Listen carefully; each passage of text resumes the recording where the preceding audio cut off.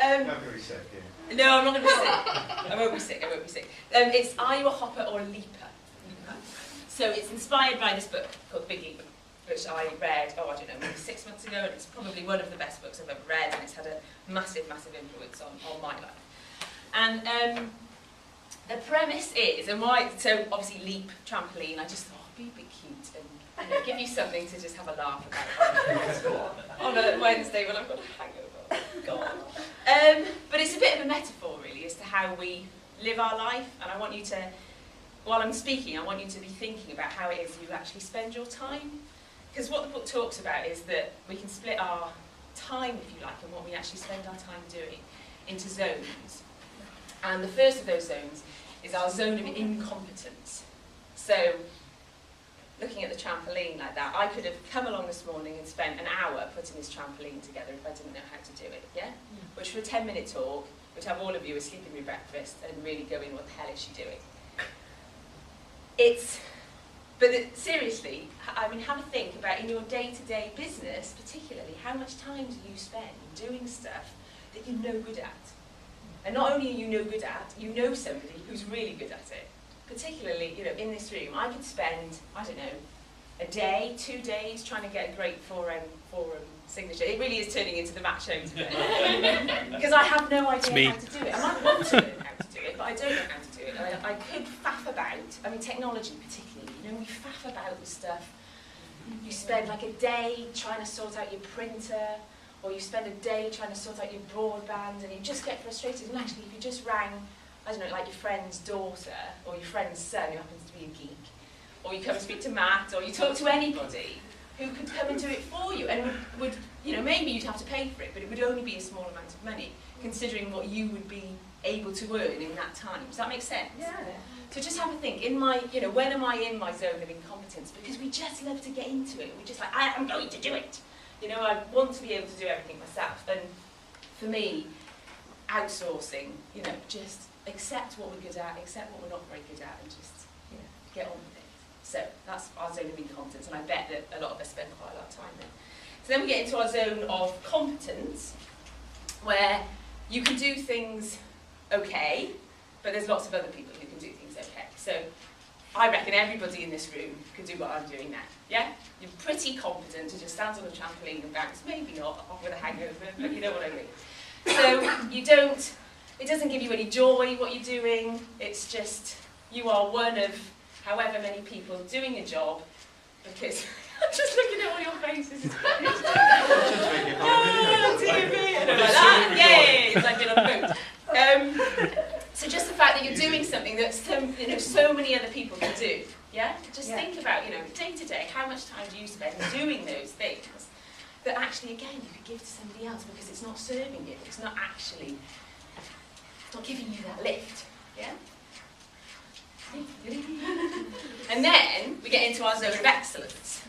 So this is a great zone, and this is actually where most of us spend most of our time, particularly if we're successful in our businesses.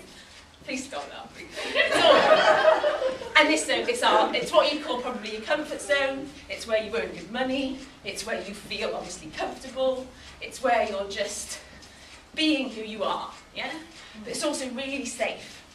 And it's also where the people around you like you to stay, because you're reliable there, and they know what to expect. And you kind of just day to day doing, again, what people expect of you. It's like, I suppose, people put you in a box, and this is when you're in your box, but you're successful and you're doing stuff, and you are succeeding at a level, okay? And that's where lots of people stay. And what reading that book has done to me is, it's made me realise that actually there's another level, and that is the zone of genius. So, how much time do you spend doing something that really gives you that lift? Yeah, really, really gives you that lift. I'm not going to be able to do that for very long. Really takes you into that zone where you are flowing, where you're flying, where life is easy, where everything you do just seems to turn to gold. You'll have those moments in your day. I'm just going to stop procrastinating. I want to break. You'll have those moments in your day, and we all have them, and you might have them regularly and you might only have them fleetingly, where everything just, there's just those things where you're like, oh my God, that was brilliant. Whatever it is, maybe it's spending time with friends or doing something particularly in your business, that actually really everything just goes chick, chick, chick, chick, chick, chick, and it's easy. And we don't tend to notice time. You might get the big order that you've been trying to get, and it's usually that it's effortless and it's easy. She's panting for breath. And it is all about, Damsel's logo, more success without the stress. That's the zone I'm talking about, because when you're fully aligned with your zone of genius, life is easy. That makes sense? Yes. So what this book is about, or what I've taken from it, is about when are you going to be ready to take that leap? When are you going to be ready to go, actually, I've got a bit too comfortable in this zone. I've got a bit lazy, perhaps. I've got a bit predictable. I've got a bit safe. And yeah, everything's great. But what if? What if I just took that leap? Yeah, what if I just did what I actually think I'm on this planet to do? Because we've all got that voice inside us that says, you're put here for a bigger purpose than that. And for all of you, it will be different. For all of you, it will be different. I just want to invite you to notice when you have those moments, however fleeting they are, when you feel like you're flying, and see what you can do to create more of those in your life. I'm going to get off for a minute and get the book, and I read and bounce at the same time when I read. And I've no idea how I'm doing for time, but we're getting towards the end, if that's all right. 7 minutes. Okay? I've done 3 minutes, or I've got 3 minutes. You've got 3 minutes. Oh, thank God for that. Shortest foresight ever. And this particular paragraph is what really got me. So let's do it jumping, just for a laugh. So, discovering your zone of genius is your life's big leap. Everything up until now has been about hops and not leaps. Hopping, though it seems safe, is actually hazardous to your health. If you continue yourself to hop, you run the risk of rusting from the inside out. I know. I caught myself halfway through my life in the very act of rusting. There I was, hopping along in my zone of excellence, when suddenly I became aware of a dull and sluggish feeling deep within me. I couldn't figure out what it was at first, and as I tuned into it, I realised that it had been there for months, or maybe even years. Got goosebumps. And I'm knackered. And that was, I read that and I was like, oh my God, that was me. For those of you who don't know, I was a soil scientist for 15 years. I didn't do this often. And I'd spend time in the lab grinding soil. Literally, hours. God. And there were days like that you just think, that really wasn't part of the plan. That really, I don't believe, on an evolutionary basis, that's why it was put here, you know? And as I say, for all of you it will be different. But just pay attention to what's going on inside and those moments where you're really in your zone of incompetence, and then those fleeting moments when you're in your zone of genius. And just find a way of spending more time at the end of the scale. Woo! And that's all I have to say. Bye.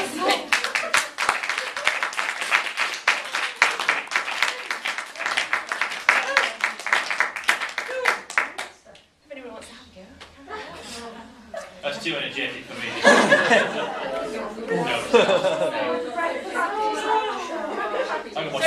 used to do it. I haven't done it for a while, but it's great. 10 minutes on this in the morning. Yeah.